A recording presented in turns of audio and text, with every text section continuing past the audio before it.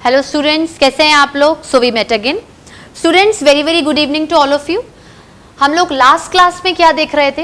देखो, हमेशा ये लाइन बोलना कि लास्ट क्लास में क्या देख रहे थे, it sometimes behaves like a boardsome, लेकिन पहले का पता होना बहुत ज़रूरी है करंट पढ़ने के लिए। मैं क्या पढ़ा रही हूँ, मैंने लास्ट क्लास में क्या छोड़ा था। सबसे पहले ये बात है कि सारे बच्चों को एनसीईआरटी रखनी है, ठीक है। मैं आपको ये नहीं कह रही हूँ कि जब मैं आपको पढ़ा रही हूँ तो आप बुक की तरफ देखो, बुक को नहीं देखना है स्टूडेंट्स, लेकिन एनसीईआरटी में आपको इसलिए रख रही हूँ क्योंकि now you are studying in 11th standard class, और 11th और 12th बहुत ही क्रूशियल क्लासेस हैं आपके लिए, क्योंकि ये दोनों क्लासेस कलेक्टिवली आपको नीट क्लियर करने में मदद करेंगी।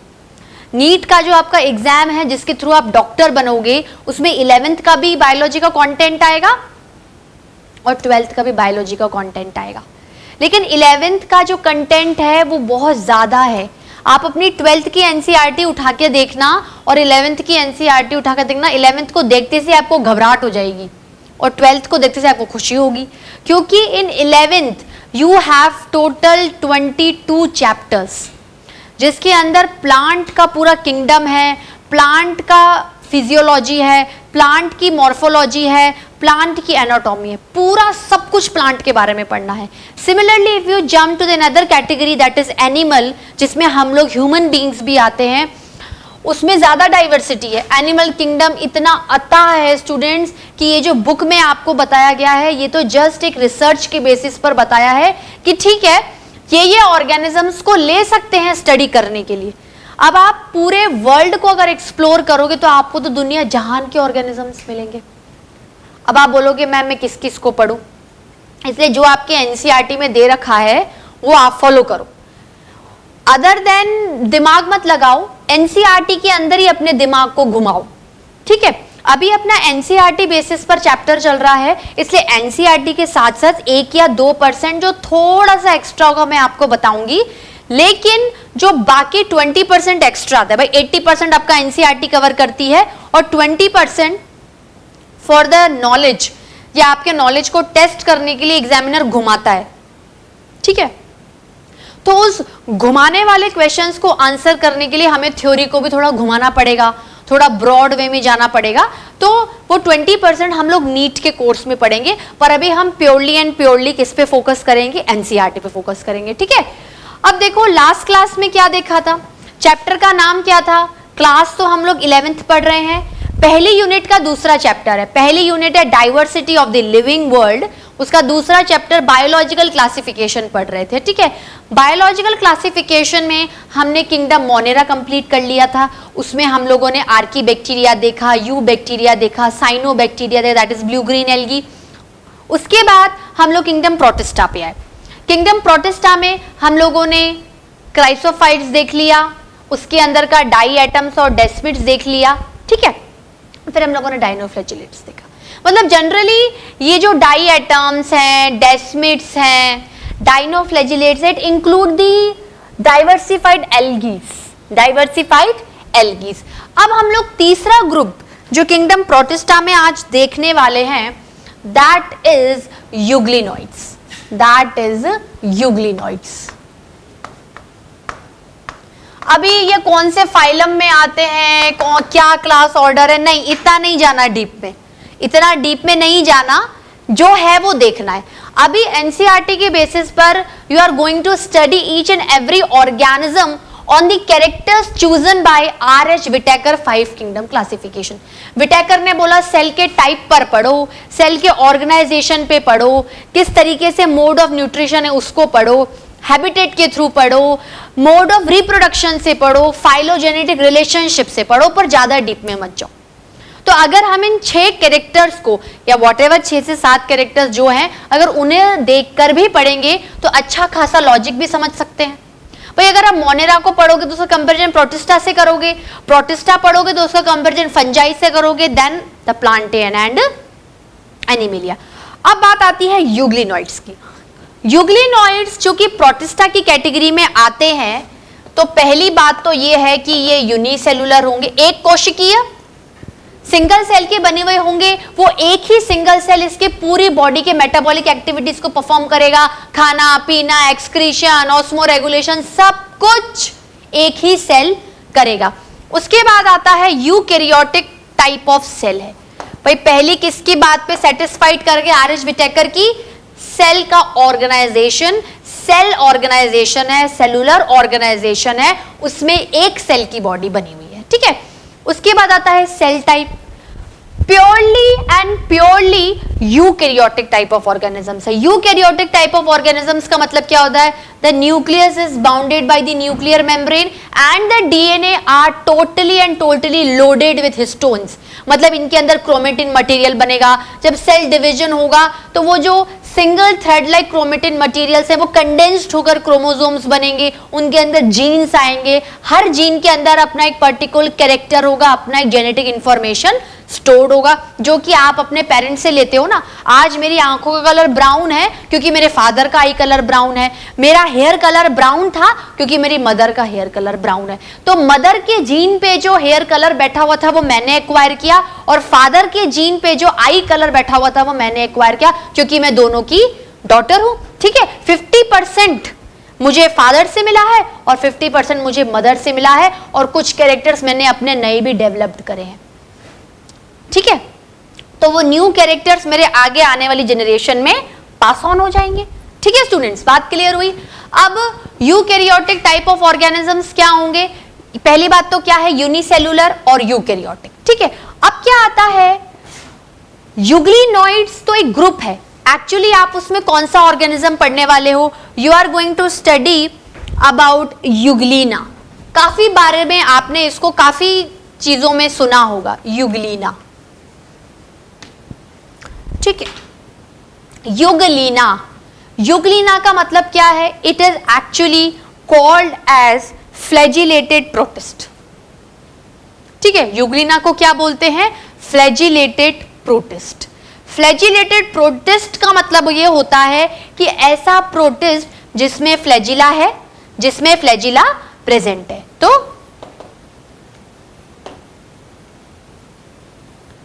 फ्लैजिलेटेड प्रोटिस्ट, ठीक है। अब देखो, देखा जाए तो जैसे अपन ने कोई ऑर्गेनिज्म पढ़ लिया यूग्लिना, ठीक है। अब चलो एक काम करते हैं, यूग्लिना का डायग्राम बनाते हैं, यूग्लिना का डायग्राम बनाते हैं,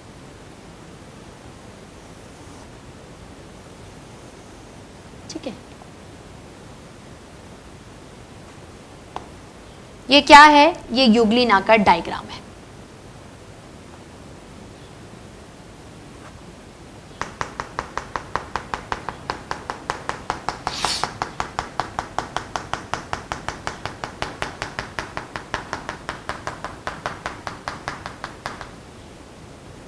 ठीक है, बात समझ में आई? अब सेल है या एक सेल की बॉडी है तो कुछ इसके ऑर्गेनल्स भी दिखाने पड़ेंगे। दिस इज द न्यूक्लियस,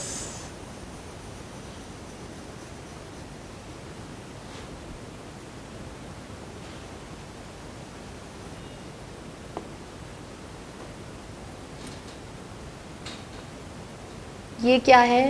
ये इसकी कवरिंग है। ये क्या है स्टूडेंट्स? इसकी कवरिंग है।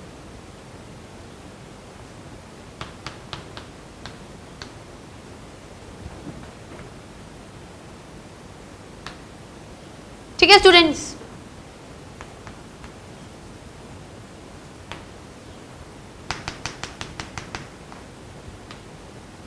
जस्ट अ मिनट, बस 2 मिनट लगेंगे डायग्राम बनाने में, जब तक आप लोग भी बना लीजिए, ठीक है। इतनी शांति क्यों है भाई? शांति से ही पढ़ाई करनी है। अगर हो हल्ला करोगे तो मैं क्लास के बाहर निकाल दूंगी। तो इस डायग्राम को मेरे साथ साथ में नोट डाउन करिए, ठीक है, क्योंकि फिर मैं क्या पढ़ाने लगूंगी तो आप डायग्राम बनाओगे, फिर आपको समझ में नहीं आएगा। जब मैं पढ़ाऊंगी आपकी नजरें सिर्फ और सिर्फ ब्लैक बोर्ड पे और मुझ पे होंगी। जो मैं समझा रही हूं उसको बस कोऑर्डिनेशन करके पढ़ना है, ठीक है। ये हो गया। इसको क्या है, अपन रेड कलर से करेंगे।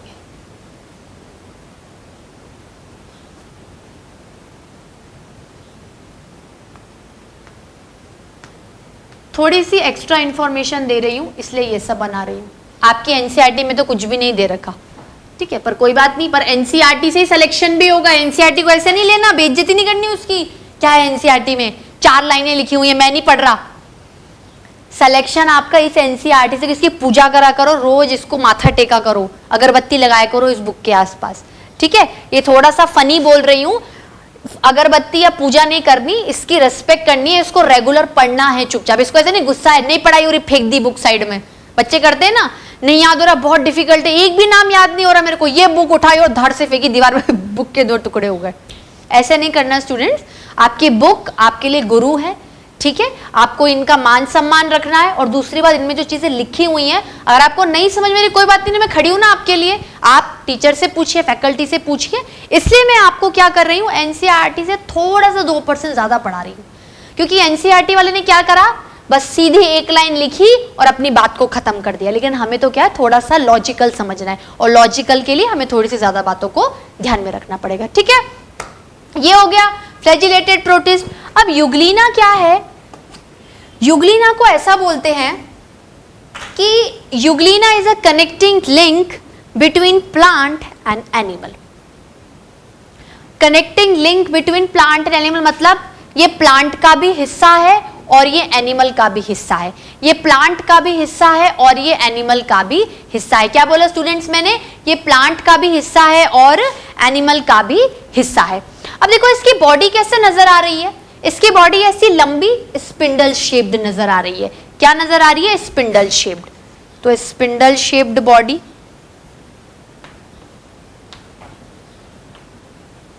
ठीक है। अब ये कनेक्टिंग लिंक बिटवीन प्लांट और एनिमल कैसे है, जब इसको सनलाइट मिलती है तो ये फोटोसिंथेसिस करके खाना बना लेता है, मतलब ऑटोट्रॉफिक मोड ऑफ न्यूट्रिशन भी है। तो मोड ऑफ न्यूट्रिशन वाला पॉइंट भी क्लियर। लेकिन जैसे ही सनलाइट चलेगी, रात हो गई या मान लो सन दिखाई नहीं, तो ये मर जाएगा नहीं। ये उस टाइम अपने फ्लैजिला की हेल्प से, अपने फ्लैजिला की हेल्प से लोकोमोशन करता है और दूसरे ऑर्गेनिजम्स को इंगल्फ खाने लग जाता है, ठीक है। अगर ये इंगल्फ कर रहा है, अगर ये खा रहा है, तो कहीं ना कहीं ये हेटेरोट्रॉफिक मोड ऑफ न्यूट्रिशन को शो कर रहा है। मतलब व्हेनेवर देयर इज सनलाइट तो ऑटोट्रॉफिक मोड ऑफ न्यूट्रिशन से खाना ले लो, whenever there is no sunlight go towards the heterotrophic mode of nutrition, depend on other organisms. इसलिए अगर इसको खाना इंगल्फ करना है, फ्लैजिला हिला रहा है, फ्लैजिला से प्रेडेटर या किसी भी ऑर्गेनिज्म या किसी भी प्रे को कैप्चर किया और कैप्चर करके मुंह के थ्रू अंदर डाल दिया, तो माउथ इज ऑल्सो अवेलेबल। तो माउथ होना, माउथ के साथ साथ फेरिंग्स भी, भाई मुंह तो है, निगलने के लिए गला भी तो होना चाहिए ना, तो मुंह है। तो माउथ को क्या बोलते हैं, साइटोस्टोम। युग्लिना में माउथ का इमर्जेंस, माउथ का इमर्जेंस एक ऐसे पॉइंट को इंडिकेट कर रहा है, एक ऐसे एवोल्यूशनरी पॉइंट को इंडिकेट कर रहा है कि युग्लिना के थ्रू आप आगे फॉरवर्ड जा रहे हो एनिमल्स के तरफ। माउथ युग्लिना में होने का मतलब है कि जैसे जैसे और ज्यादा एवोल्यूशन होगा, टाइम का स्पेन आगे निकलेगा, हम लोग आगे फॉरवर्ड जाएंगे, तो एनिमल्स में आते आते तो ये माउथ वेल डेवलप्ड हो जाएगा। और सबसे ज्यादा वेल डेवलप किसका माउथ है, हम लोगों का माउथ है, ठीक है। हमारे पास वो सारे स्ट्रक्चर्स हैं जिसके थ्रू हम खाने को ले सकते हैं, पचा सकते हैं और बॉडी के थ्रू उसको यूटिलाइज भी करवा सकते हैं, ठीक है। अब देखो माउथ के बाद फेरिंग्स है, तो साइटोफेरिंग्स, ये थोड़ा सा एक्स्ट्रा बता रही हूं, it is not mentioned in your NCERT, ठीक है। तो यहां पर क्या है, Euglena is a connecting link between plant and animal, और इसी के साथ इसी पॉइंट को मोड ऑफ न्यूट्रिशन भी क्लियर करता है कि इसमें ड्यूअल मोड ऑफ न्यूट्रिशन है, 2 तरीके का मोड ऑफ न्यूट्रिशन है, ये ऑटोट्रॉफिक भी है, ये हेटेरोट्रॉफिक भी है, मतलब it is actually a mixed type of nutrition. Mixotrophic mode of nutrition Euglena में होता है, ठीक है। तो क्या बोलूंगी,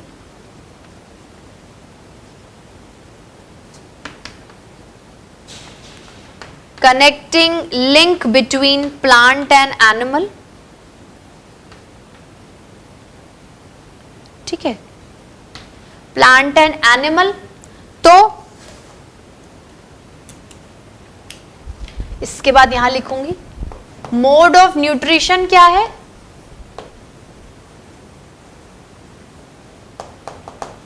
मिक्सोट्रॉफिक। मिक्सोट्रॉफिक मतलब mixed type of nutrition exhibiting dual mode of nutrition.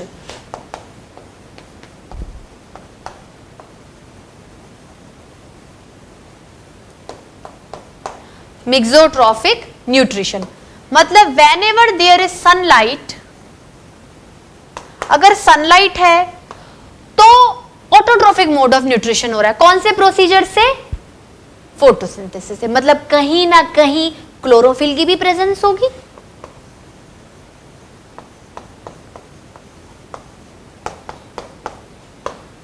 Autotrophic, photosynthesis, सब कुछ एक ही फ्लो चार्ट में आ गया।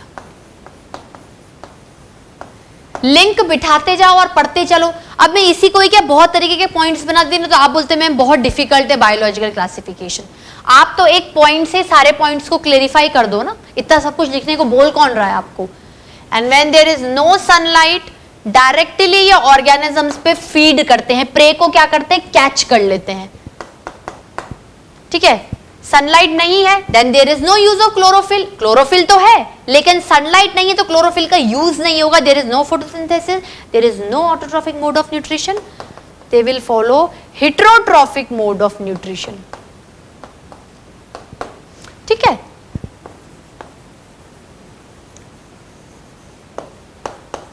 Heterotrophic nutrition. हेटेरोट्रोफिक न्यूट्रिशन का मतलब क्या है?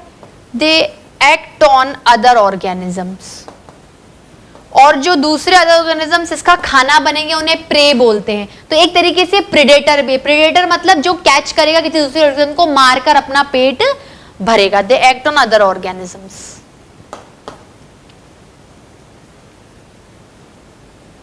They act on other organisms मतलब प्रीडेटर, और अदर ऑर्गेनिजम्स क्या है? प्रे। ठीक है, अब ये फूड को इंगल्फ कर रहे हैं, खा रहे हैं, एक तरीके का पूरा फूड लेकर अंदर डाल रहे हैं, इंजेस्ट कर रहे हैं। ठीक है, इंजेशन कर रहे हैं। तो ये तो एनिमल्स का मेथड है, मोड ऑफ न्यूट्रिशन होलोजोइक। तो युग्लिना भी जब सनलाइट नहीं है और हेटेरोट्रोफिक मोड ऑफ न्यूट्रिशन कर रहे हैं तो उनका मोड होलोजोइक हो जाता है। उनका मोड क्या हो जाता है? होलोजोइक। भाई पैरासाइटिक और सेप्रोफाइटिक भी हो सकता है लेकिन होलोजोइक। तो एक तरीके से होलोजोइक मान लो, just like animals, just like animals. इसके प्रोविजन के लिए इनको माउथ भी दिया गया है जिसको साइटोस्टोम बोलते हैं। माउथ की प्रेजेंस है।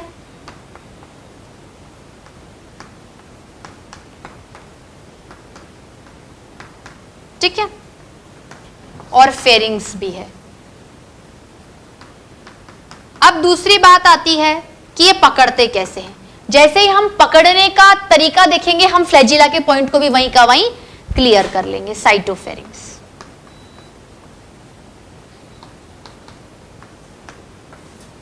ठीक है स्टूडेंट्स, इसको नोट डाउन कर लो।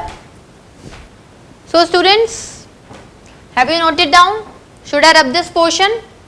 ठीक है, ठीक है। अब देखो, फ्लैजिला का पॉइंट क्लियर करने से पहले एक चीज और देख लेते हैं, इनका हैबिटेट क्या होता है? हैबिटेट है एक्वेटिक, पानी में रहते हैं लेकिन जनरली फ्रेश वाटर में रहना पसंद करते हैं। फ्रेश वाटर में भी they are not swimming, they are not swimmers, they rest on one place, they are stagnant, they live as a stagnant position, एक ही जगह बैठे रहेंगे फ्रेश वाटर में। ठीक है, aquatic, stagnant on fresh water.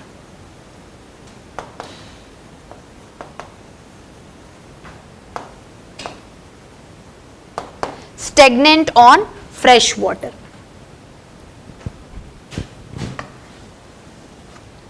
ठीक है, अब दूसरी बात क्या है? दूसरी बात यह है कि आप एक चीज और देखो, ये आपको एक आउटर कवरिंग नजर आ रही है, ये युग्लिना के बाहर मैंने पेलिकल लिखा हुआ है।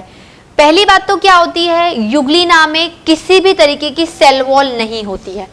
युग्लिना में किसी भी तरीके की सेल वॉल नहीं होती है। सेल वॉल की जगह पर, सेल वॉल की जगह पर, भाई सेल वॉल नहीं है तो who is giving protection?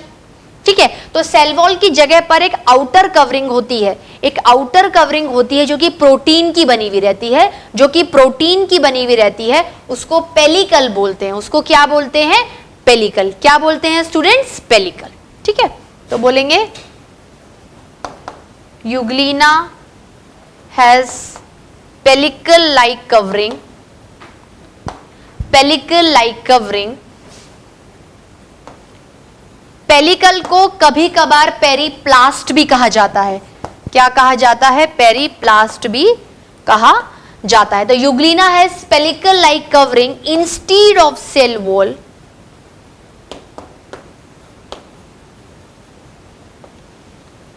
Instead of cell wall. तो जो सेल वॉल काम कर रही थी आउटर प्रोटेक्शन का, वो काम कौन कर रहा है? पेलिकल कर रहा है। ठीक है, दूसरी बात ये है कि अब अपन इस पॉइंट को क्लियर करते हैं।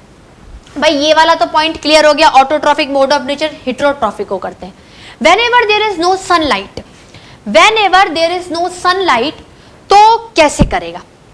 ऐसा क्या है यूग्लिना में जिसके थ्रू वो ऐसे ऑर्गेनिज्म को पकड़ेगा और मुंह में डाल लेगा? ठीक है, उसके लिए Euglena has a provision of a long thread like structure that is known as flagella. ठीक है, यूग्लिना की बॉडी से एक लॉन्ग फ्लैजिला निकलता है, एक लॉन्ग फ्लैजिला निकलता है। ठीक है, एक लॉन्ग फ्लैजिला निकलता है जिसके थ्रू वो फ्लैजिला ऐसे ऐसे मूव करता रहता है, वो फ्लैजिला ऐसे ऐसे क्या है? मूव करता रहता है और ऑर्गेनिज्म को पकड़ लेता है। आप बोलोगे मैम अगर फ्लैजिला स्मूथ हुआ तो ऑर्गेनिज्म कैसे पकड़ा जाएगा? Very good question. सबसे पहली बात तो ये है कि यूग्लिना में दो फ्लैजिला होते हैं, एक नहीं होता, दिख एक रहा है।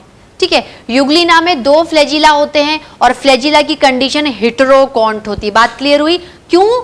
क्योंकि एक फ्लैजिला लंबा है तो वो बाहर आके दिख गया, और एक फ्लैजिला छोटा है तो इस बड़े के पीछे क्या हो गया? छुप गया ना, वो दिख नहीं। भाई 3 डायमेंशनल डायग्राम नहीं है ना मेरे पास, मैं यूग्लिना को पकड़ के नहीं दिखा सकती, मैं तो बना रही हूं diagram.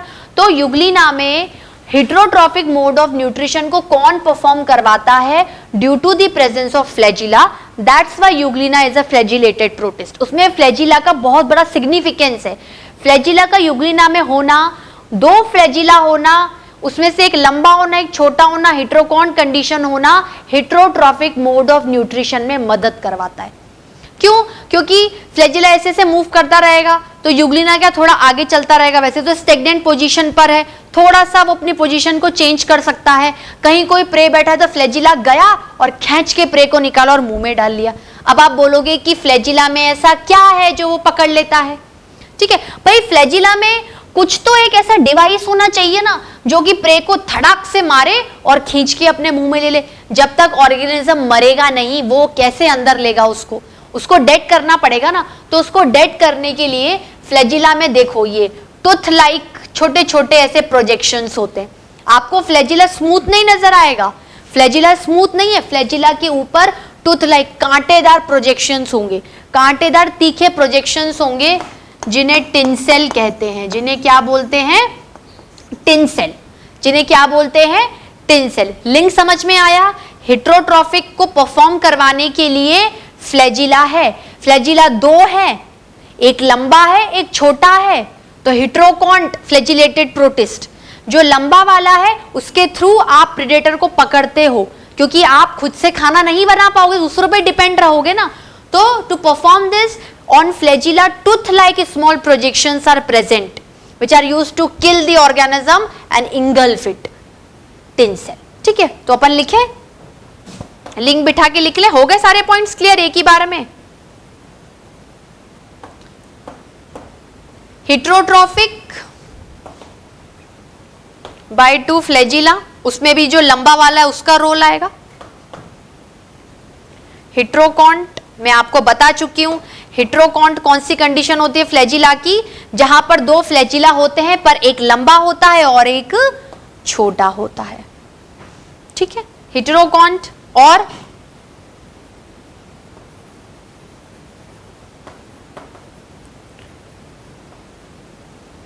long flagella has tooth like projections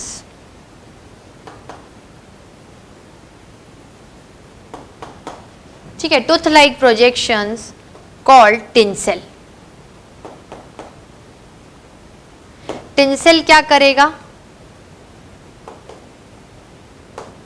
kill the prey and engulf it. Kill the prey and engulf it by mouth. ठीक है स्टूडेंट्स, बात क्लियर हुई? Should I rub this portion? इसको पूरा हटा दूं? ठीक है,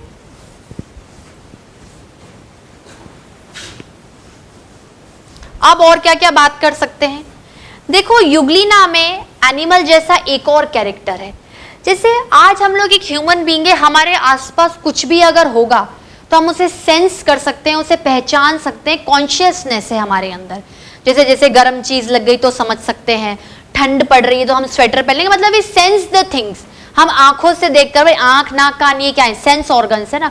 उसी तरीके से युग्लिना के अंदर भी सेंसेशंस होते हैं, युग्लिना के अंदर भी सेंस ऑर्गन्स होते हैं। नो डाउट एक बहुत ही इल डेवलप्ड होता है, लेकिन युग्लिना को जैसे समझ में आता है कि लाइट आ रही है कि नहीं आ रही है, ऐसा करना है ऐसा नहीं है, प्रेडेटर को कैसे देख के सेंस करना है। तो युग्लिना है sense, युग्लिना can sense,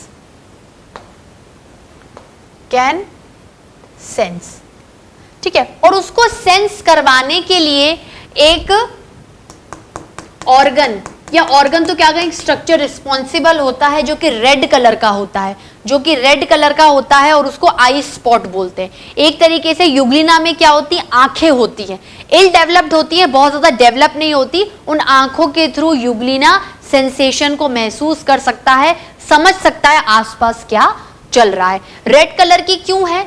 red colour का इसलिए है क्योंकि रेड कलर का पिगमेंट ऑक्सोसेंथिन इसके अंदर प्रेजेंट होता है। तो euglena can sense through presence of eye spot, ठीक है। Euglena can sense through presence of eye spot that is red in colour,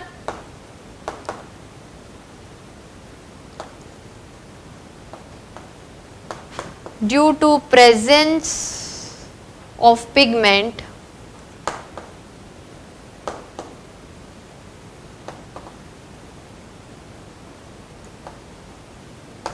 ऑक्सोजेंथिन।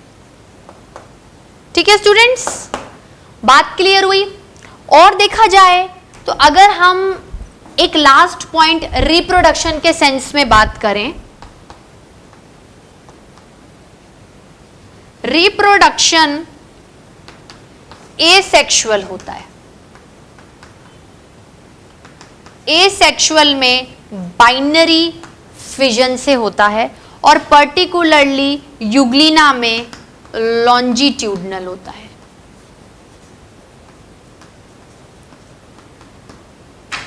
ठीक है, मतलब ये आपका युग्लिना है, ये आपका युग्लिना है। तो अगर आपको बाइनरी फिजन करना है, मतलब एक युग्लिना को तोड़कर दो में स्प्लिट करना है और वो दोनों एक अलग डॉटर युग्लिना बन जाए, तो बिल्कुल बीचों बीच से युग्लिना को काटना पड़ेगा। बाइनरी फिजन पर एक पर्टिकुलर प्लेन डिसाइडेड है कि बिल्कुल लॉन्ग एक्सिस से काटोगे, लॉन्गिट्यूड, मतलब particularly in euglena, particularly specifically due to longitudinal binary fission, asexual reproduction या any mode of reproduction can takes place in युग्लिना। ठीक है स्टूडेंट्स, बात क्लियर हुई? बात समझ में आई? ठीक है, तो आपके एनसीईआरटी के बेसिस पर युग्लिना मैं यहां पर खत्म करती हूं। और अगर कुछ एक काम कर लीजिए, पहले आप इसको नोट डाउन कर लीजिए, फिर भी कुछ अगर मुझे रहेगा तो मैं आपको स्टार्ट करवा दूं। तो पहले आप इसको नोट डाउन कर लीजिए। लिखा students? Should I rub this? ठीक है, तो युग्लिनॉइड्स में युग्लिना आपका खत्म होता है, ये वाला ग्रुप खत्म होता है। ठीक है, अच्छा एक दो अगर रिवीजन पॉइंट से इंफॉर्मेशन दूं तो पेलिकल का यूज है। ये जो आउटर कवरिंग होती है पेलिकल, ये पेलिकल प्रोटीन की बनी हुई रहती है। भाई सेल वॉल है नहीं युग्लिना में, तो युग्लिना की सेल वॉल की जगह क्या है? प्रोटीन नामक एक कवच होता है जिसको पेलिकल या पेरिप्लास्ट कहते हैं। और ये युग्लिना को क्या प्रोवाइड करता है? मतलब एक तरीके से उसकी बॉडी को थोड़ी सी फ्लेक्सिबिलिटी प्रोवाइड करता है। प्रोटेक्शन तो देता है लेकिन फ्लेक्सिबिलिटी भी प्रोवाइड करता है। ठीक है, तो इसी के साथ अपना यूग्लिनॉइड्स खत्म होता है प्रोटिस्टा में। अब दूसरा कौन सा आएगा? दूसरा आएगा स्लाइम मोल्ड्स। दूसरा क्या आएगा? Slime moulds.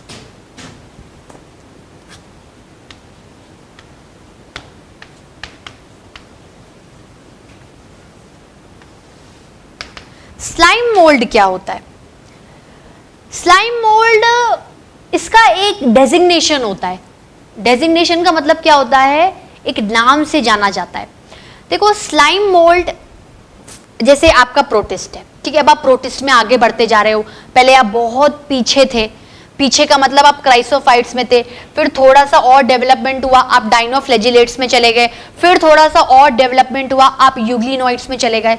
मतलब जैसे जैसे आप स्लाइम मोल्ड्स की तरफ आ रहे हो, ठीक है, तो कहीं ना कहीं और ज्यादा कैरेक्टरिस्टिक आप आगे जाते जा रहे हो। मतलब somewhat match toward fungi, somewhat toward plants, somewhat towards animal. Plant और एनिमल तो यूग्लिना भी बता रहा है। तो स्लाइम मोल्ड, स्लाइम मोल्ड का मतलब क्या होता है? स्लाइम का मतलब होता है समवॉट स्टिकी, स्टिकी मतलब चिपचिपा सा, और मोल्ड का मतलब होता है कि फंगस जैसा कुछ नजर आ रहा है या फंगस जैसा कुछ आपके कैरेक्टर में मौजूद है, ठीक है। तो स्लाइम का मतलब होता है स्टिकी और मोल्ड का मतलब होता है फंगस लाइक कैरेक्टर। अभी आप जब ग्रुप फंजाई पढ़ोगे तो आपको एक मोल्ड नाम का ऑर्गेनिज्म उसके अंदर पढ़ना पड़ेगा, ठीक है। तो स्लाइम मोल्ड हो गया, स्टिकी फंगस लाइक कैरेक्टर। अब क्या है? स्लाइम मोल्ड को कंज्यूमर डीकंपोजर लाइक ऑर्गेनिज्म बोलते हैं। क्या बोलते हैं? Consumer decomposer like organism. Consumer decomposer like organism इसलिए कहा जाता है क्योंकि स्लाइम मोल्ड के अंदर कुछ कैरेक्टर्स तो ऐसे हैं जो एनिमल से मैच खा रहे हैं और कुछ कैरेक्टर्स ऐसे हैं जो फंगाई से मैच खा रहे हैं। पर फिर भी ले देकर जो आज का मॉडर्न क्लासिफिकेशन है, जो लेटेस्ट क्लासिफिकेशन है, उसमें स्लाइम मोल्ड को प्रोटिस्ट में डाला, ठीक है। अब वापस से कंपेयर करें कि स्लाइम मोल्ड फंगस की तरह कैरेक्टर भी शो कर रहा है, एनिमल की तरह कर रहा है। सबसे ज्यादा मेजॉरिटी फंगस की तरफ गिर गई। तो स्लाइम मोल्ड को एक तरीके से प्रोटिस्टियन फंजाई कहा जाता है। प्रोटिस्टियन फंजाई क्यों? बशर्ते वो प्रोटिस्ट ग्रुप में है, प्रोटिस्ट किंगडम में है, लेकिन बहुत सारे ऐसे कैरेक्टर्स वो ऐसे रख के बैठा हुआ है जो कि फंजाई की तरफ उसको धक्का मार रहे हैं। अगर मैं स्लाइम मोल्ड को उठाकर फंगस में डाल दूं तो मैं गलती नहीं कर रही हूं। एनिमल के कुछ कैरेक्टर्स शो करेगा पर इतने बहुत ज्यादा नहीं करेगा। कुछ कुछ वो ऐसे कैरेक्टर्स हिट कर रहा है कि you can place slime mould in animal, लेकिन उससे ज्यादा वो फंगस की कर रहा है और फंगस उसके ज्यादा नजदीक है, तो स्लाइम मोल्ड को प्रोटिस्टियन फंजाई भी कहा जाता है, ठीक है। कॉल्ड एज प्रोटिस्टियन फंजाई, ठीक है। इनकी जो बॉडी होती है, एक तरीके से इनको प्योर प्रोटोप्लाज्मिक प्रोटिस्ट भी बोला जाता है। प्योर प्रोटोप्लाज्मिक प्रोटिस्ट मतलब इनकी बॉडी में किसी भी तरीके की सेल वॉल नहीं देखी जाती है, किसी भी तरीके की सेल वॉल नहीं देखी जाती है। भाई अगर आप नॉर्मल कैरेक्टर्स की बात करें, ठीक है, चलो ये मैंने आपको हिंट दे दी। नॉर्मल कैरेक्टर की बात करें तो वही बोलोगे आप, यूनिसेलुलर, यूकैरियोटिक, ठीक है, यूनिसेलुलर यूकैरियोटिक। बात क्लियर हुई? बात आप लोगों को समझ में आई? क्लियर हो रही ना मेरी बात? अब देखो, स्लाइम मोल्ड एक प्योर प्रोटोप्लाज्मिक बॉडी है।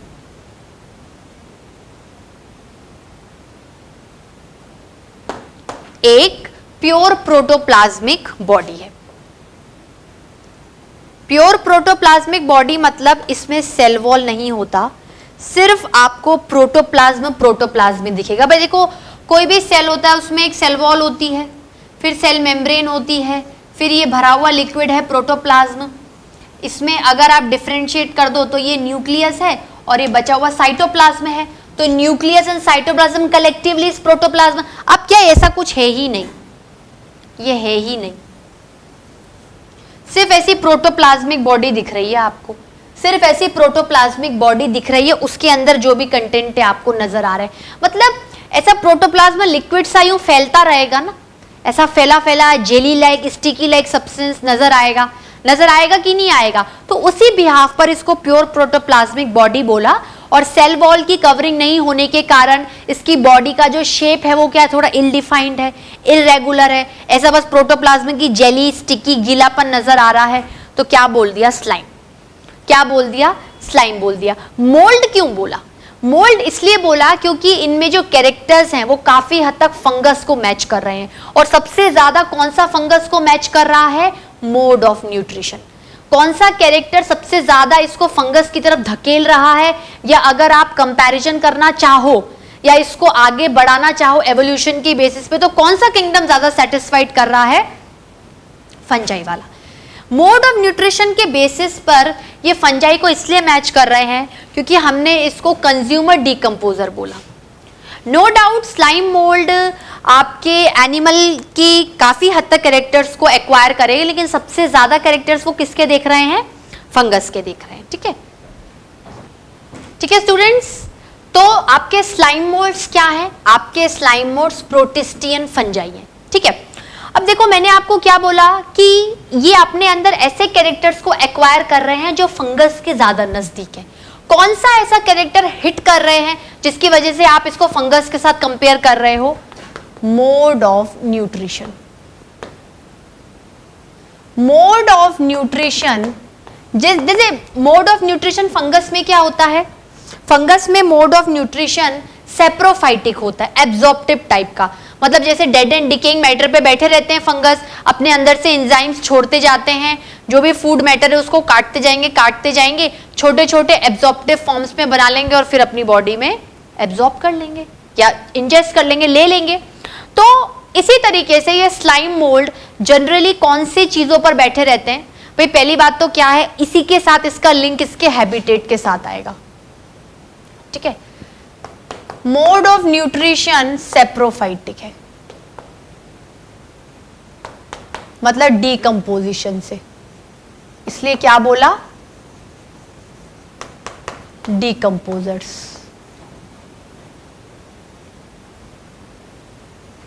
ठीक है, हैबिटेट क्या है, हैबिटेट इनका होता है गीली जगह। ठीक है, मॉइस्ट और डेम्पी एरियाज, मॉइस्ट और डेम्पी एरियाज। देखो स्लाइम मोल्ड्स पानी में तो नहीं रहते हैं, ठीक है, जनरली कहां पर रहेंगे, जैसे टेरेस्ट्रियल भी मत बोलो, सिर्फ इतना बोलो मॉइस्ट एंड डेम्पी एरियाज। अब वो कौन से हो सकते हैं देखना, डेम्पी एरियाज, शेडी एरियाज, जहां पर आपको धूप नहीं नजर आएगी। ठीक है, ये क्या करते हैं, ये कोशिश करते हैं अपने आप को धूप से बचाने की। ठीक है, इनको धूप नहीं चाहिए, इनको छांवदार ठंडा जगह चाहिए। मॉइस्ट एंड डेम्पी एरियाज जनरली क्या करते हैं, लीव्स पर बैठे रहते हैं, ड्राई लीव्स। ठीक है, ट्विग्स पर, जो आपकी पगडंडियां होती हैं। ठीक है, वुड पर बैठ गए, डेड एंड डिकेइंग मैटर पे बैठ गए। ठीक है, इसको क्या करेंगे, ये फंगस की तरह खाते जाएंगे और छोटे छोटे टुकड़े कर देंगे और उसके बाद इनको क्या करेंगे, एब्जॉर्ब कर लेंगे।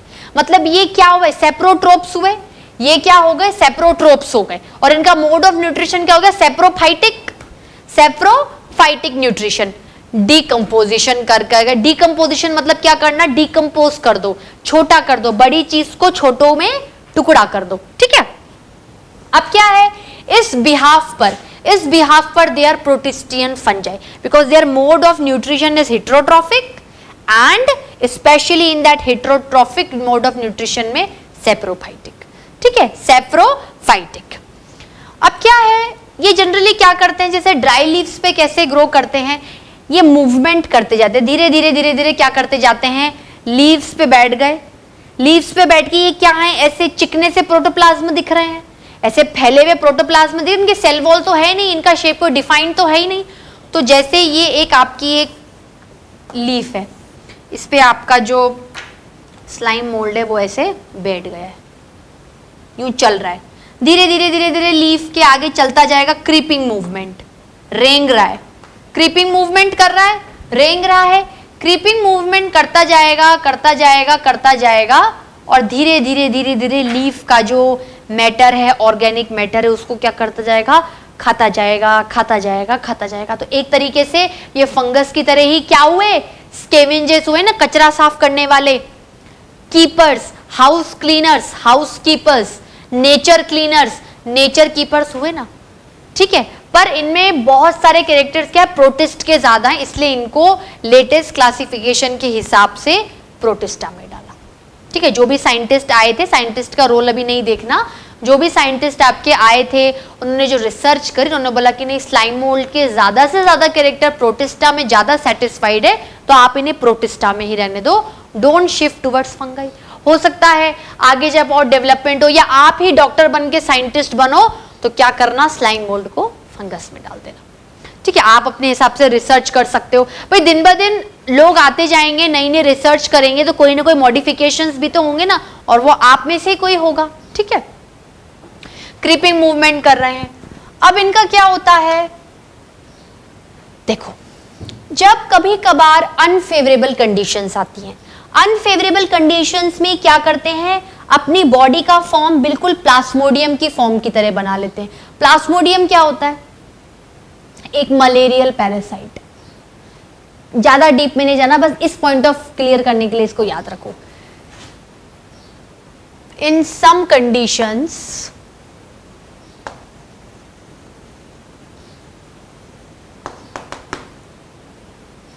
look like plasmodium।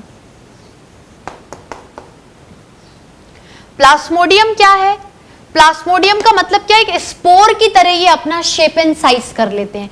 भाई वैसे क्या है, ये प्योर प्रोटोप्लाज्मिक बॉडी है, इरेगुलर शेप है, क्योंकि कोई सेल वॉल की प्रेजेंस नहीं, क्योंकि कोई सेल वॉल की प्रेजेंस नहीं है। अब क्या है, जैसे मान लो कोई कंडीशन आई है, एडवर्स कंडीशन आई है, थोड़ी अनफेवरेबल कंडीशन जिसमें सर्वाइवल मुश्किल है, तो ये क्या करते हैं, ये जैसे ये प्रोटोप्लाज्मिक बॉडी है, इसको क्या करते हैं, एक सिस्ट के आसपास सिस्ट बना लेते हैं इसके आसपास, और अपने न्यूक्लियस को क्या करते हैं, डिवाइड करते जाते हैं। तो ऐसा लगता है कि एक बॉडी के अंदर, एक प्रोटोप्लाज्मिक बॉडी के अंदर बहुत सारे मल्टी न्यूक्लियस चीजें इकट्ठी हो गई हैं। तो जब ऐसी कंडीशन आती है तो उसको प्लाज्मोडियम होता है। प्लाज्मोडियम की बिल्कुल ऐसी शेप होती है। प्लाज्मोडियम अपने आप को डिवाइड करते करते ही बॉडी के अंदर एंट्री लेता है, ग्रोथ करता है, नंबर को बढ़ाता है और हमें मलेरिया कर देता है, ठीक है। तो प्रोटोप्लाज्म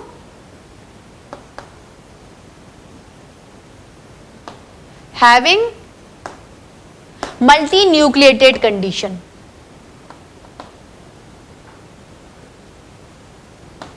मल्टी न्यूक्लिएटेड कंडीशन। बात समझ में आई, बात क्लियर हुई। अब बात आती है रिप्रोडक्शन की।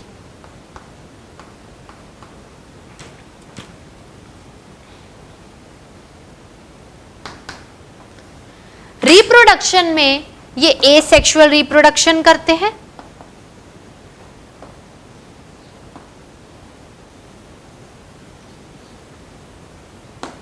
एसेक्सुअल रिप्रोडक्शन किसके थ्रू करेंगे, स्पोर्स की तरह। और इनके जो स्पोर्स होते हैं, इनके जो स्पोर्स होते हैं, जो दाने होते हैं, जो इनके रिप्रोडक्टिव ऑर्गन्स होते हैं, also known as fruiting bodies, also known as fruiting bodies.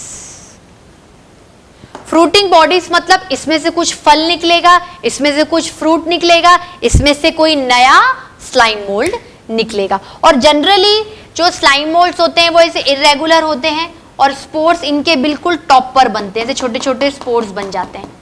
और ये वेट करते हैं कि हवा आए और इन पोर्स को क्या करे, डिस्पर्स करके कहीं और ले जाए जहां पर कोई फेवरेबल कंडीशंस आएंगी और हर स्पोर्स में से एक बिल्कुल वैसा का वैसा स्लाइम मोल्ड बन जाएगा, ठीक है।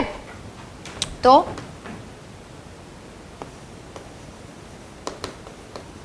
डिस्पर्स्ड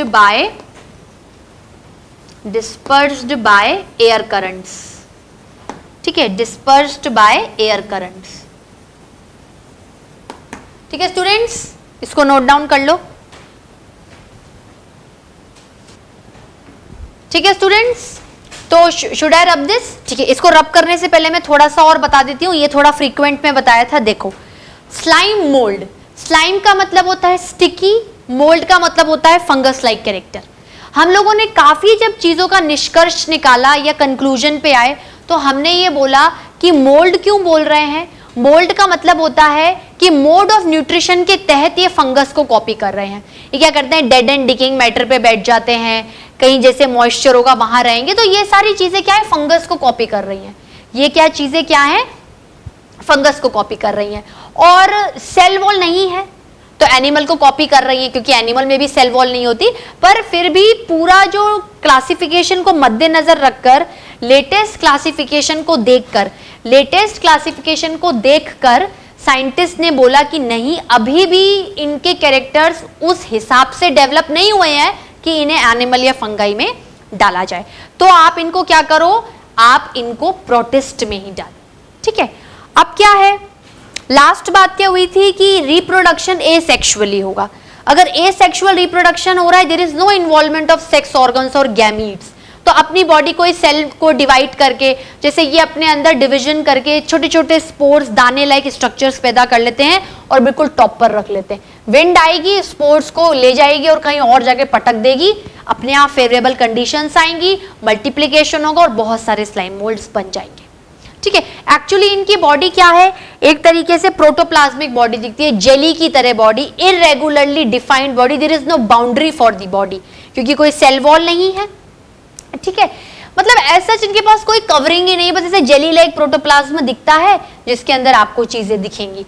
कुछ अनफेवरेबल कंडीशंस में क्या करते हैं कि ये जो प्रोटोप्लाज्म है ना, सिस्ट के मतलब अपने आसपास एक सिस्ट की कवरिंग को बना लेता है और अपने न्यूक्लियस को डिवाइड कर लेता है और मल्टी न्यूक्लियस सिचुएशन क्रिएट कर लेता है। क्यों? उस सिचुएशन को बोलते हैं कि बिल्कुल प्लास्मोडियम की तरह दिख रहा है, क्योंकि वो नहीं चाहता ना कि मैं डिस्ट्रॉय हूं। अगर फेवरेबल या जो भी अनफेवरेबल कंडीशन उसे डिस्ट्रॉय कर देंगी तो कैसे काम चलेगा। इसलिए स्लाइम मोल्ड्स की लाइफ साइकिल और लाइफ स्पेन काफी होता है। ये चीज अभी नहीं पढ़ेंगे, आगे चल के पढ़ेंगे लाइफ स्पेन के बारे में। मतलब स्लाइम मोल्ड्स किसी भी एडवर्स कंडीशन, किसी भी बेकार कंडीशन में रह सकते हैं, वो इजीली डिस्ट्रक्टेबल नहीं है, इजीली डिस्ट्रक्टेबल नहीं है। ठीक है, तो क्या लिख सकती हूं मैं, स्लाइम मोल्ड्स, ये ऊपर एक टॉप मोस्ट पॉइंट बना रही हूं, नॉट इजीली डिस्ट्रक्टेबल, लिख लेना आप लोग, नॉट इजीली डिस्ट्रक्टेबल। ठीक है, इसको लिखने के बाद और रिवीजन करने के बाद हमारा स्लाइम मोल्ड वाला टॉपिक क्या हो जाता है, खत्म हो जाता है। नेक्स्ट कौन सा देखना है, प्रोटोजोआ। प्रोटोजोआ में स्लाइट इंट्रोडक्शन दूंगी, डीप में अपन नेक्स्ट लेक्चर में देखेंगे। ठीक है, should I rub this portion. ठीक है, और एसेक्सुअल रिप्रोडक्शन में जो स्पोर्स बन रहे हैं उन्हें हम लोग क्या बोल रहे हैं, फ्रूटिंग बॉडीज। ठीक है,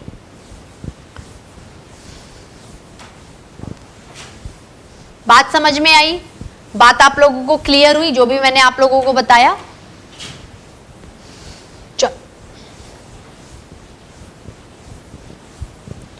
अब क्या है, लास्ट ग्रुप देखना है प्रोटिस्टा का, वो है प्रोटोजोअन। नाम क्या इंडिकेट कर रहा है, थोड़ा सा देखो क्या होता है, अगर आपको बायोलॉजी इजी वे में विदाउट रट्टाफिकेशन पढ़नी है ना, तो टर्म्स को समझ लो। जैसे फ्लैजिला है, अच्छा भाई ठीक है, अगर दोनों बिल्कुल बराबर लेंथ के फ्लैजिला हैं तो आइसोकोंट, आइसो मतलब एक जैसे, और हेटेरोकोंट मतलब डिफरेंट है। तो डिफरेंस तो किसी भी फॉर्म में क्रिएट हो सकता है ना, शेप में, साइज में, लेंथ में। हम बोल रहे हैं हेटेरोकोंट फ्लैजिला तब बोलोगे जब एक फ्लैजिला लंबा है और एक फ्लैजिला छोटा है। ठीक है, प्रोटोजोआ, प्रोटोजोआ, आगे वाला टर्म इंडिकेटिंग प्रोटिस्ट, कि भाई आप किसके अंदर पढ़ रहे हो, प्रोटिस्टा के अंदर, और जोआ मतलब एनिमल। ठीक है, अब ये क्या है, ये आपके प्रोटिस्टा में लास्ट में आ रहा है। मतलब काफी हद तक जो कैरेक्टर्स एनिमल्स के स्लाइम मोल्ड्स में छुपे रह गए, वो प्रोटोजोआ क्या करेगा, पूरे करेगा, सेटिस्फाइड करेगा। भाई किसी साइंटिस्ट ने अगर ये चीज खोजी होगी पर वो क्या था, पूरा रिजल्ट नहीं निकलवा पाया होगा। लेकिन जैसे ही प्रोटोजोआ तक साइंटिस्ट है, उन्होंने बोला कि नहीं भाई ये तो बहुत सारी चीजों को, एनिमल को कॉपी कर रहा है, क्योंकि प्रोटिस्टा में तो वैसे ही डस्टबिन टाइप ऑफ ऑर्गेनिजम्स है ना, जो दुनिया जहान के ऑर्गेनिजम्स को कॉपी कर रहे हैं या उनके जैसे नजर आ रहे हैं या काफी हद तक कैरेक्टर्स में सिमिलैरिटीज हैं। ठीक है, तो प्रोटोजोआ क्या है, प्रोटिस्ट लाइक एनिमल्स। ऐसे एनिमल्स या ऐसे ऑर्गेनिज्म प्रोटिस्ट के अंदर जो काफी हद तक एनिमल्स की तरफ अपने कैरेक्टर्स को लेके जा रहे हैं। ठीक है, अब देखो प्रोटोजोआ में जनरली कौन से ऑर्गेनिजम्स को आप डिस्कस करने वाले हो। ठीक है, ये भी देख लेते हैं। ऑर्गेनिजम्स आएंगे जैसे अमीबा, ऑर्गेनिजम्स क्या आएगा, अमीबा, ट्रिपैनोसोमा,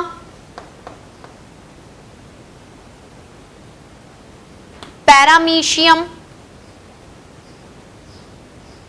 ठीक है, पैरामीशियम। इन ऑर्गेनिजम्स के बारे में आप देखोगे, समझोगे और जानोगे। अब क्या है students, protist like animals. Protist like animals का मतलब क्या होता है, भाई अभी है तो तुम प्रोटिस्ट में हो ना, है तो तुम प्रोटिस्ट में, तो उसके कैरेक्टर्स को तो तुम छुपा ही नहीं सकते ना। तो unicellular,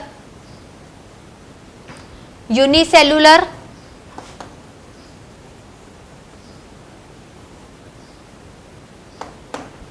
eukaryotic, up, habitat. Habitat generally moist places, गीले प्लेसेस पर, जहां पर गीलापन होगा, मतलब they literally don't want sunlight, they literally don't want sunlight. Sunlight नहीं है, खुद खाना नहीं बन रहा, शायद कोई क्लोरोफिल नहीं है, मैं खुद से खाना बना लूंगी।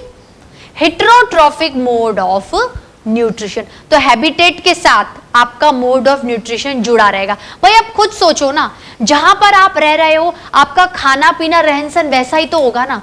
अब आप क्या है, गर्मी वाले एरिया में रह रहे हो तो आप सोचोगे नहीं ठंडी ठंडी चीजें ज्यादा खाओ, ठंड वाले एरिया में रह रहे हो तो गरम गरम चीजें ज्यादा खाओ। तो उस एरिया की लोकेलिटी पर, उस एरिया के एटमॉस्फेयर पे, इन्वायरमेंट पे आपका न्यूट्रिशन काफी हद तक डिपेंड करता है। ठीक है, तो हैबिटेट, भाई विटैकर के क्या है, कैरेक्टर्स आपस में इंटरलिंक्ड थे। विटैकर ने ऐसे हवा में कैरेक्टर्स नहीं दिए थे, उसने जो कैरेक्टर्स दिए थे वो आपस में भी क्या थे, इंटरलिंक थे। ठीक है, मॉइस्ट प्लेसेस,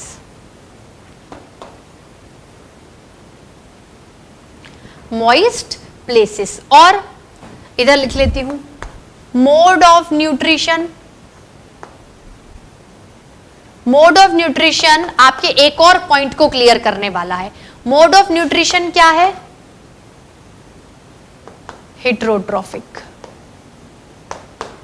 हेटेरोट्रॉफिक का मतलब क्या होता है, ये डिपेंड होते हैं, ये दूसरे ऑर्गेनिजम्स पे डिपेंडेंट है, इनमें इतनी कैपेबिलिटी नहीं है, इतनी पावर नहीं है कि ये अपना खाना खुद बना सकते हैं। ठीक है, मोड ऑफ न्यूट्रिशन क्या है, हेटेरोट्रॉफिक। अब देखो आपको प्रोटोजोन्स के अंदर ऑर्गेनिजम्स की बहुत सारी साइज एंड शेप नजर आएगी। मतलब ये एक्चुअली नेचर में क्या है, थोड़े यूबिक्विटस भी होते हैं। यूबिक्विटस का मतलब क्या होता है कि हर जगह पाए जाने वाले, मतलब हर जगह आप इनकी डाइवर्सिटी को क्या करोगे, फील करोगे। तो ubiquitous, ubiquitous in nature, ubiquitous in nature. और कौन था, बैक्टीरिया था ना, मोनेरा ग्रुप में भी तो बैक्टीरिया ही थे। तो यूबिक्विटस मतलब डाइवर्सिफाइड, क्या है, डाइवर्सिफाइड। ठीक है, अब इन ऑर्गेनिजम्स में, प्रोटोजोआ में अगर आप हेटेरोट्रॉफिक मोड ऑफ न्यूट्रिशन कर रहे हो तो फूड खुद से पकड़ना है, फूड वहां रखा हुआ है, मूवमेंट करना है, मूवमेंट करना है, अपनी पोजीशन को चेंज करना है, कुछ ऐसे एसेसरी एडिटिव लोकोमोटरी स्ट्रक्चर्स में डालूं जिसके थ्रू मैं मूवमेंट कर सकूं।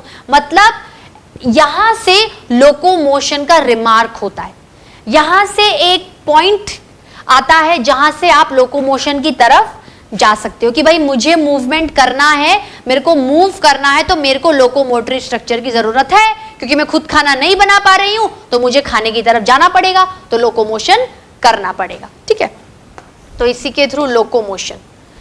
टिक इसलिए लगाया क्योंकि लिंक है, क्योंकि लिंक है और लिंक बिठाओगे तो लॉजिक अपने आप क्लियर हो जाएगा।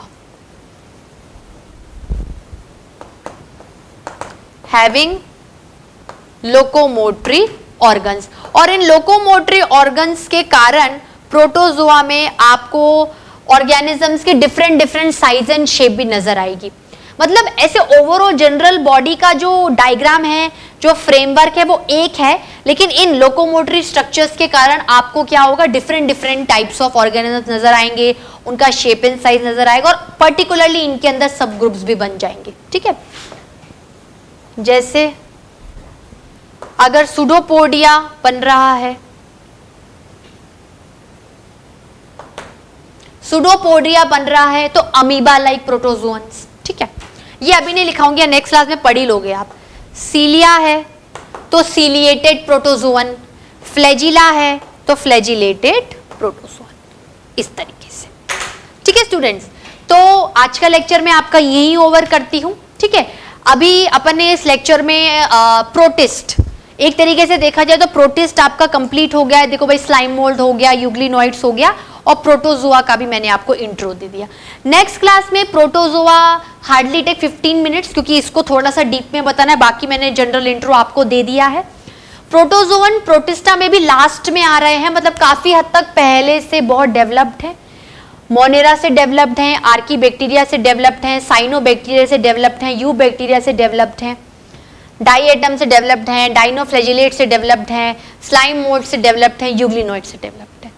बात क्लियर हुई? लिंक बैठ रहा है? तो नेक्स्ट क्लास में प्रोटोजोअन के बारे में डीप में पढ़ेंगे और किंगडम फंजाई स्टार्ट कर लेंगे। ठीक है students, till then bye bye, have a nice day. घर जाके आप बिल्कुल कसम खा लो कि एनसीईआरटी मुझे पढ़नी ही है और एमसीक्यूज सॉल्व करते जाओ। जो आपको एमसीक्यूज नहीं आ रहे उसको आप टिक कर लो, क्योंकि कभी कभार ऐसा हो सकता है कि मैंने पूरा नहीं पढ़ा ना, जैसे बहुत सारी चीजों का लिंक फंगाई से होगा, तो आप क्या करो, चैप्टर कंप्लीट होने दो, करते चलो एमसीक्यूज सॉल्व। 2 क्वेश्चन हो रहे हैं, 2 ही कर लो, पर ईमानदारी से करो, ऐसे नहीं पीछे से आंसर देखा और टिक कर दिया। ठीक है, अपना असेसमेंट करो कि दिन में कितने एमसीक्यू सॉल्व करते हो और कितना स्कोर करते हो, क्योंकि नीट में तो आपको बहुत अच्छा करना ही है। ठीक है, तो एमसीक्यूज जो नहीं आ रहे आप उन्हें स्टार मार्क कर लो, और फिर अपन जब चैप्टर खत्म हो जाएगा तो एक बार क्विक भी जो भी कुछ आपके एमसीक्यूज है वो एक बार ले लेंगे। ठीक है, या तब नहीं लेंगे तो कोर्स खत्म होने से पहले तो अपन डिस्कशन कर लेंगे। वैसे मेरे जितना है कि अपन डिस्कशन जरूर करेंगे। लिविंग वर्ल्ड में मैंने इसलिए नहीं किया था क्योंकि मैं चाहती थी कि लिविंग वर्ल्ड का काफी हद तक रिलेशनशिप बायोलॉजिकल क्लासिफिकेशन से है, तो ये दोनों चैप्टर्स खत्म हो जाए उसके बाद अपन डिस्कशन के कुछ पॉइंट्स को, जैसे जो कुछ मुझे इंपॉर्टेंट एमसीक्यूज लगेंगे, मैं आपको एक रफ फॉर्म में फटाफट बताती जाऊंगी और आप उसे लिखते जाना या फिर टिक करते जाना। ठीक है students, thank you so much.